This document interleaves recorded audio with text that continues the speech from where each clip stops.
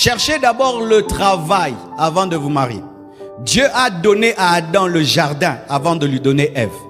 Aujourd'hui, les frères, au nom de la foi, sont en train de maltraiter les femmes. Est-ce que je peux un peu parler? Ma soeur, faites attention. Il y a des frères escrocs qui savent utiliser la foi et l'église pour se marier à des filles qui ne pouvaient pas épouser dans le monde. Toi, dans le monde, frère, tu pouvais t'approcher de cette fille-là. Tu pouvais t'approcher de cette famille-là. Maintenant, tu profites comme c'est l'église. Tu profites comme c'est l'église maintenant de sauter les coudées et d'aller prendre une fille d'une bonne famille pour l'amener dans un désert que Dieu n'a pas prévu. Ma soeur, toi qui es d'une bonne famille, un frère vient t'épouser. Frère, ma soeur, réfléchis bien. Parce que toi, tu n'es pas habitué à ne pas manger pendant 2 jours. Lui va t'amener à ça. Son estomac est habitué. Lui va te faire dormir par terre. Ses côtes sont habituées. Je parle à moi. Oh, tu veux épouser ma fille? Tu veux épouser ma fille? Je sais comment je l'ai éduquée. Quand elle boit du lait, elle dort dans la climatisation. Toi, tu vas l'amener dans la chaleur. Tu vas abîmer sa peau? J'ai dit, ma fille, tu n'as pas bien prié. Ça, quand on demande le pain, Dieu ne donne pas la pierre. Ça, c'est la pierre.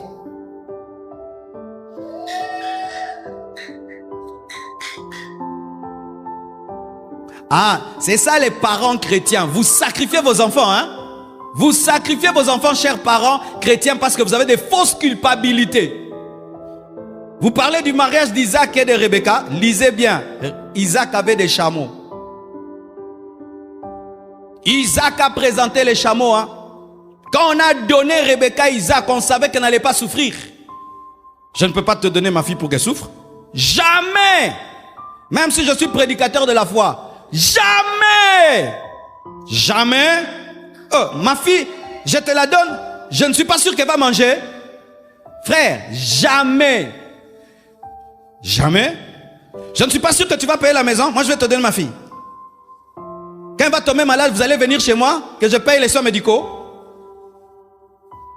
Ou tu épouses ma fille, moi je dois te trouver le travail. Et je dois vous héberger. Vraiment, mes soeurs. Quelqu'un t'épouse, il est hébergé chez vous. Un aventurier de frère. Vraiment, tu n'as pas honte, hein, frère? Toi, tu épouses une fille, tu vas habiter dans la belle famille. Oh non, on vient à Bangaza Pala Boït.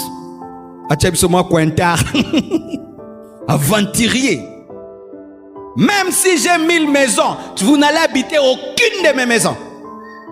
Tu dois prendre la responsabilité. Ah, je te dis la vérité, hein. Vous êtes en train de détruire la vie de vos enfants. Tu regardes vraiment en français. Regarde cette fille de riche, elle souffre au nom de Jésus. Ah oui, hein? Ah oui, frère. Ce n'est pas bien ce que vous faites, hein? Vous utilisez l'humilité des sœurs pour les amener dans des souffrances.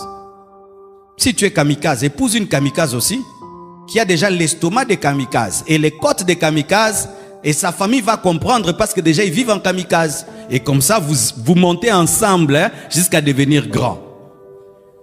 Je vous dis la vérité, je suis très sérieux quand je dis ça.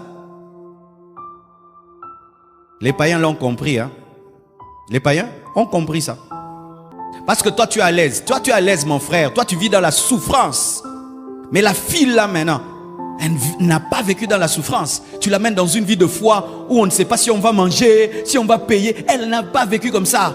Et toi tu as plein de joie, hein? Parce que toi tu as gagné une belle fille bien éduquée. Mais elle maintenant, elle va trouver la joie où? Elle va trouver la joie où? Sa maman ne peut pas venir la visiter sur les Kichikwa là. Ses amis ne peuvent pas, vont se moquer d'elle. Mais toi tu es heureux parce que tu as épousé une fille de bonne famille. Qui a gagné?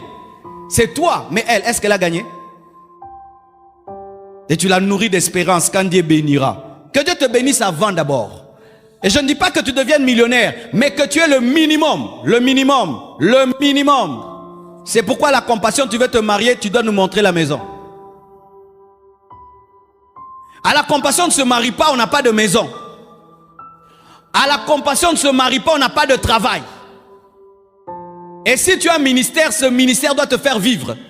Parce que celui qui prêche l'évangile vit de l'évangile. Mais si ton évangile ne te fait pas vivre, hein, attends que le ministère monte.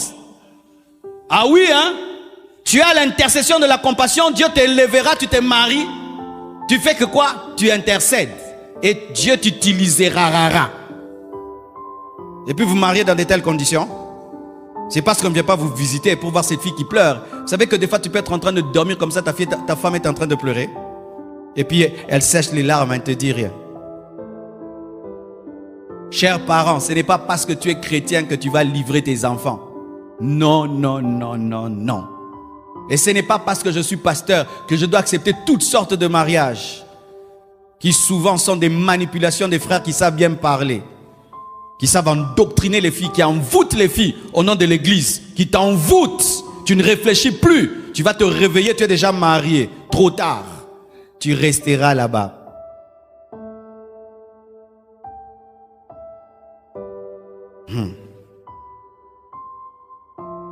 Amen. Et ça, mes sœurs, vous devez faire très attention. Tu peux avoir un écart d'âge avec ton mari de 5 ans. Mais si elle a la souffrance, tu vas paraître être sa grande sœur. Hein? Et si vous avez le même âge, vraiment tu seras sa mémé. Parce que la souffrance, quand elle frappe une femme, alors l'âge encore est accentué. Mais si c'est un frère résistant, il a déjà souffert. Lui, il restera jeune. Il est habitué à la manne du désert. Il a le corps du désert.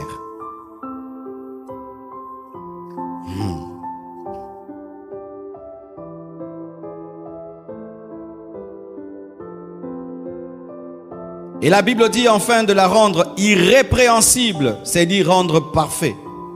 Huitièmement, dans le couple, il faut rendre irrépréhensible l'autre. Il faut rendre parfait l'autre. Rendre inaccusable l'autre. Rendre indestructible l'autre. Amen.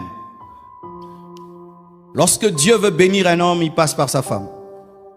Et lorsque Satan veut détruire un homme, il passe par sa femme. Lorsque Dieu veut bénir une femme, il passe par son mari. Et lorsque Satan veut détruire une femme, il passe par son mari. Ainsi, tu dois rendre l'autre parfait, le rendre inébranlable, indestructible, en ne devenant jamais une porte d'entrée, comme l'a été la femme de Samson. Mais aussi, rendre irrépréhensible, c'est pousser l'autre vers l'excellence. Amen. J'aime beaucoup les femmes qui veillent sur les manières de leur mari.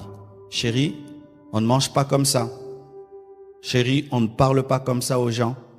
Chérie, on ne répond pas comme ça. Souvent, je peux dire des choses comme ça. Blanche me dit, non, pourquoi tu as dit ça? Il ne faut pas dire ça. Et tu vois qu'elle a raison. Tu dis, ok, je ne vais plus dire ça. Ah non, mais pourquoi tu t'es habillé comme ça? Il ne faut pas t'habiller comme ça. Il faut t'habiller comme ceci.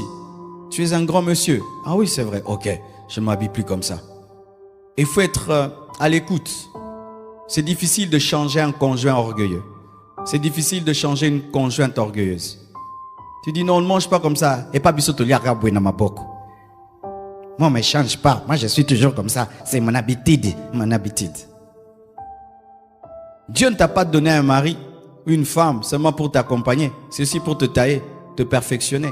Et étant donné que chacun de vous a été éduqué d'une certaine manière, il se peut que l'autre dans son éducation a des qualités que tu n'as pas. Et ainsi, lorsque vous fusionnez vos éducations, vous vous complétez, vous vous rendez parfait. Ne combat jamais, comme je l'ai dit, les qualités de l'autre. Combat seulement ses défauts. Et tu dois être comme un ciseau de Dieu qui vient pour perfectionner l'autre. Ainsi, tu lui apprends. Peut-être toi, tu es un homme de prière. Elle ne prie pas beaucoup, elle apprend la prière par toi. Tu es quelqu'un qui donne. Elle ne donne pas, elle apprend à donner par toi. Tu n'es pas quelqu'un de sociable. Ta femme t'aide à être sociable. Ainsi, elle te perfectionne, elle te taille. Elle te rend indestructible. Parce que je vous assure, lorsqu'on étudie l'histoire d'Obama et on lit les livres d'Obama, vous allez voir que Michelle Obama y est pour beaucoup, pour que Obama soit devenu président. Lorsqu'on étudie l'histoire de Hillary Clinton et Bill Clinton, Hillary Clinton est pour beaucoup, pour que Bill Clinton devienne le président.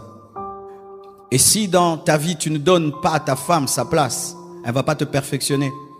Si tu ne donnes pas à ton mari la place, il ne va pas te perfectionner.